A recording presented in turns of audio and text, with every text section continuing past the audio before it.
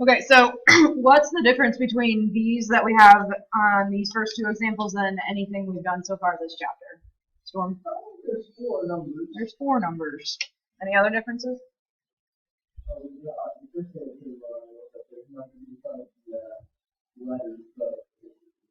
Yeah, usually. But the main difference is that there's four. Okay, so like yesterday when we had two, the dead giveaway was to square root them, and that's how we factored. Well, how we factor this time is by group. Okay, and it all goes back to finding your DCFs. So you can either group the first two together, or you can group the first and the third, or the second and the fourth. It doesn't matter. But what you want to look for are two terms that when you put them together, you can take it out of DCF. Okay, so we're going to do 1A, where we group the first and the second together, and then the third and the fourth. And then we're going to do B, where we group every other one, just so you guys see it really doesn't matter what way you group, as long as you do it correctly. And then number 2 adds another letter to this. Okay, so if we group the first two terms in part A, we're looking at 3n cubed and 12n squared. Okay, and you guys need to tell me what your DCF is there. Okay, 4 that can 3 to 2 divided by 4. No, so it's not 4. What can go into both cities? No, it has to go into 3 and 12. 3. Okay, so 3 is your DCF, but now we have to look at your variables. I have an n cubed and an n squared. So my DCF is going to be 3 what? Because here I have n cubed, there's 3 of them here, and n squared, there's only 2 of them. Okay? Because you have to be able to take out that many from each. So if I only have 2 n's in this one and 3 n's in this one, what's the smallest amount of n that I have? 3 and 2. 2. So you have to take out a 3n squared. And then what are your leftovers? When I take 3n cubed and divide it by 3n squared, what am I left with?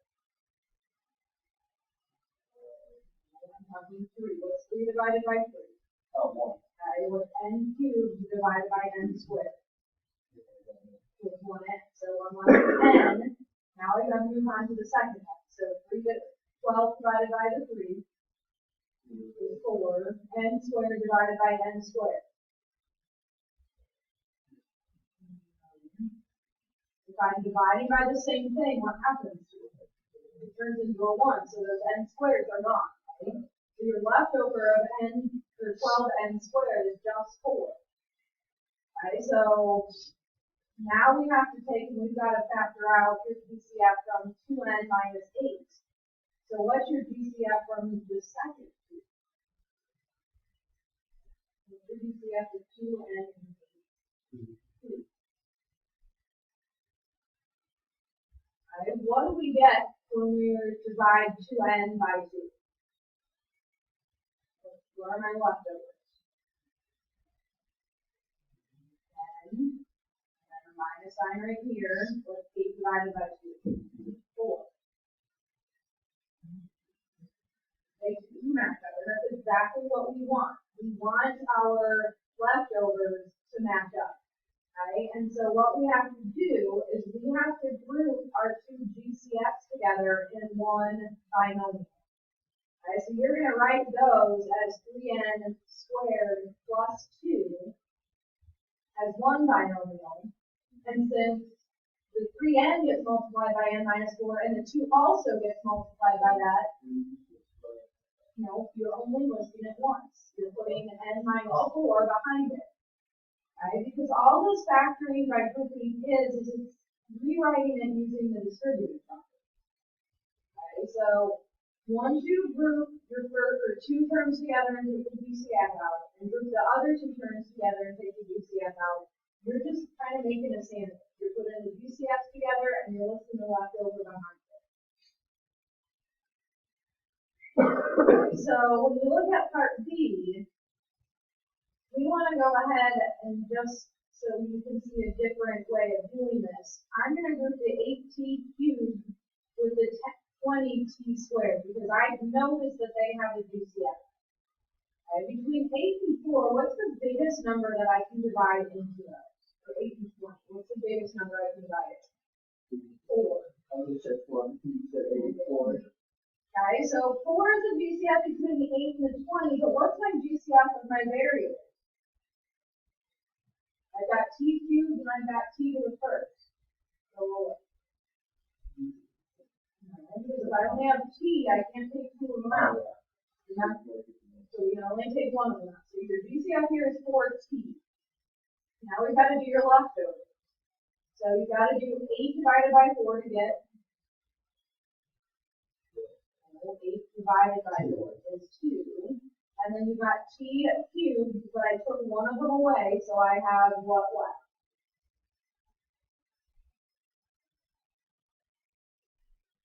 T cubed to start, and I took 1 away, so t to the second. Alright, gotta do the same thing with the 20t. So 20 divided by 4 is what? Is 5. And if I started with 1t, but I took it away, do I end up with any other t? No. So that's how we factor the first two, or the first and the third. Now we've got to do the same thing to the second and the fourth. Okay, so what is the GCF of this one? 7. And then what's left? So divide 14t squared by 7. No, because I didn't take any t out. So I have 14 divided by 7 is what? 2. And then I didn't take any t's out, which means I'm left with t squared plus, what's 35 divided by 7? 5. Did we end up with the same thing here in our leftovers? We did. So give me one of your binomials that is going to be part of our answer.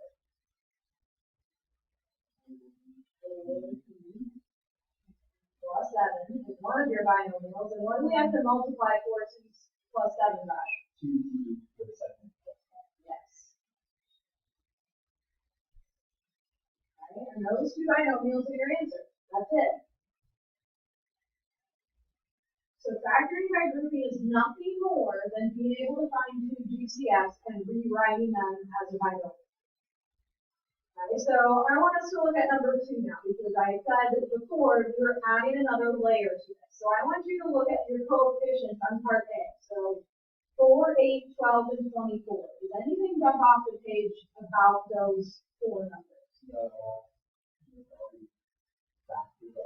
Okay, and what is the factor they can all do? Yes. Okay, well, yes. So this one has a GCF, right? So remember the very first way that I told you had to factor was to check for a GCF to make life easier, to make everything smaller. So our GCF of our coefficients, our numbers is 4, but what do each of those terms also have? This is the 4, the 8, the 12, and the 24. They all have a Q. What's the smallest amount of Q there? Just 1. So that means I can only take 1 Q out of all of them. So your GCF has to be 4 Q, right? Okay, so what we want to do, just like we had ended some problems yesterday and the day before, is we've got to factor out that 4 Q. So we need to tell the leftover. So what's 4 Q to the 4th divided by 4 Q?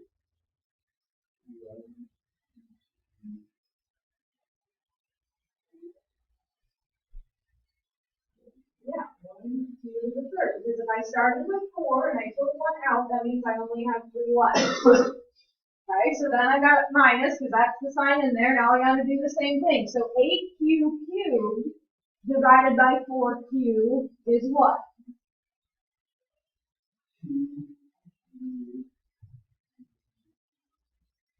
Yes, 2q to the second. 8 divided by 4 is 2. Add 3 q's to start, took 1 away, which means I'm left with 2. So now I've got plus what? What's my next term going to be? Right, but I got to divide that. So what is my leftover? So we're going to do 12 divided by 4, 3. And then, do I have any q's with that 3? Yeah. Just 3 q's, right. Then minus, what's my last leftover term?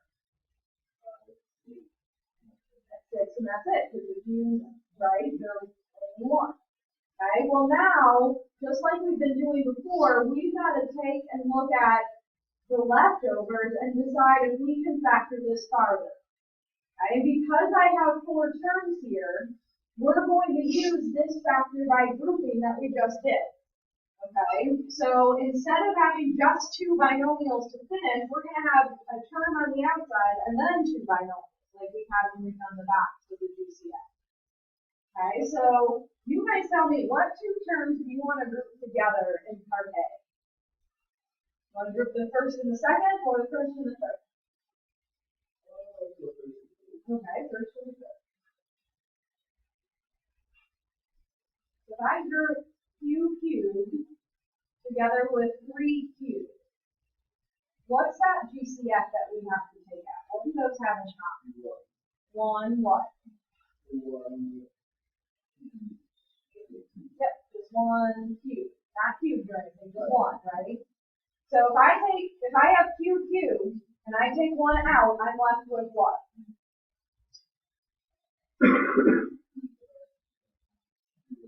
With the second, right? And then plus, if I take a q out of this 3q, I'm left with what? A 3.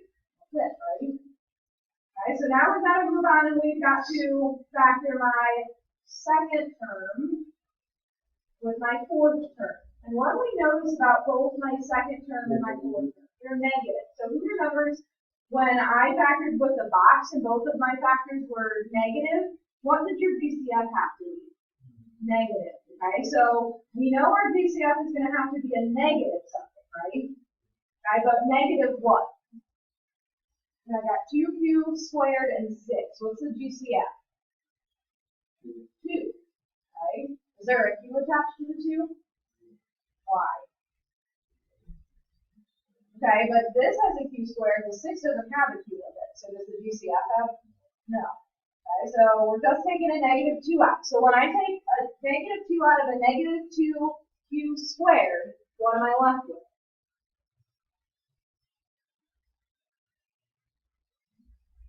What? I didn't take any q's out, so if I started with 2, I have to end with 2. Okay, so then what's negative 6 divided by negative 2? Okay, so that's one thing to look at. If you take a negative GCF out and you're dividing to find your leftovers, you still have to pay attention to your sign. Because if I left a -3 in that second one, 1 in green, would it have matched the leftover in yellow? No. So make sure we're taking these out properly.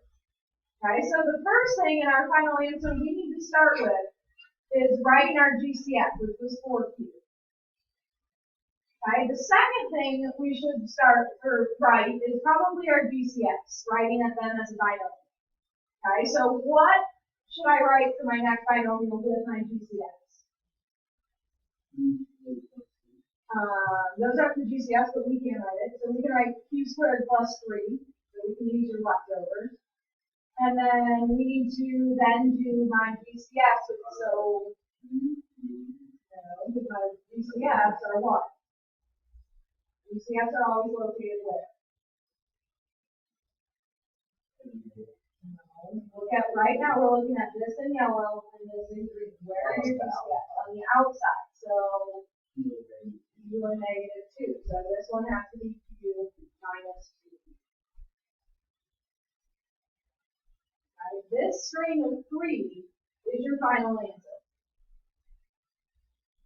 Right, so I know I wrote the GCFs differently that time I didn't stack them on each other, but you guys need to know that your GCFs are always located outside your parentheses. And those are the 2 things that you gotta put together. Okay, does that make sense? Okay, so then moving on to part B. Is there anything unique about these numbers? They have 3. Do they have anything else in common? No. They all have H's. So what's the smallest? Right. So the GCF in this guy that we're going to take out is a 3H, right? Okay. So then we got to figure out leftovers. So when I divide 6H to the 4th divided by 3H, what do I get? I get a piece of this, okay? 2H to the 3rd. Then plus what? What's 9H cubed divided by 3H? Yep, 3H to the 2nd.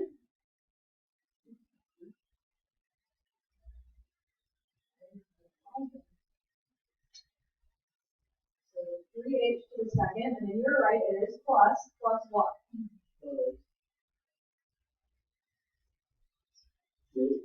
Every time it's 3 going to 12. Oh, my bad. 4. 12. It's alright, I'll come back to that 6. So 4 what? Anything attached to it? Yep, just 1H. Plus what? Plus 6. Yes, plus 6.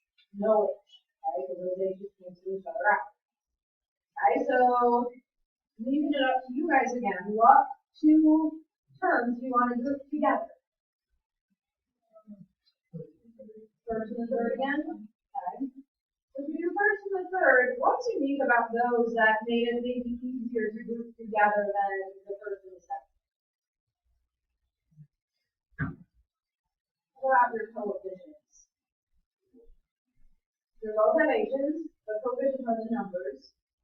Oh, this is 2 and 4. 2 and 4. Multiples, right? They go to the 4. Yeah. Okay, so what's your GCF of 2H cubed and 4H?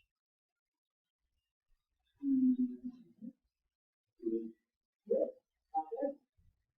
And then what's left over? What's 2H cubed divided by 2H? What's 2 divided by 2? H. Yes, H to the 2nd. Plus what? 4H divided by 2.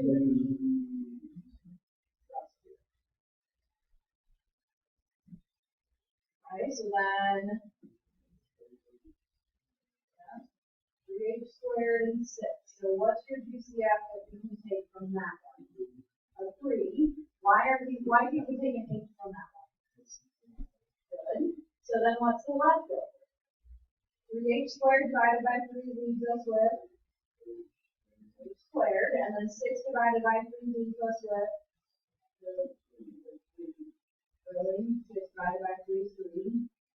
It's 2. So it leaves us with 2. Now you don't call a lot of people, and you're not the only one.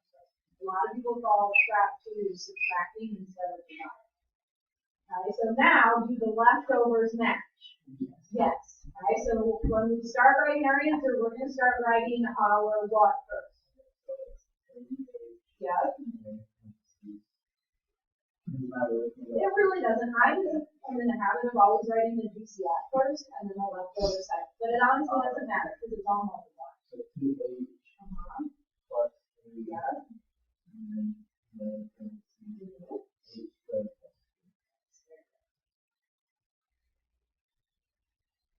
So when you have numbers that have something in common, make sure you factor that GCF out first. Don't ever forget that that's something you should always check for, regardless of what way you're factoring. Okay, so the biggest thing on this one is you can only use grouping when you have 4 terms.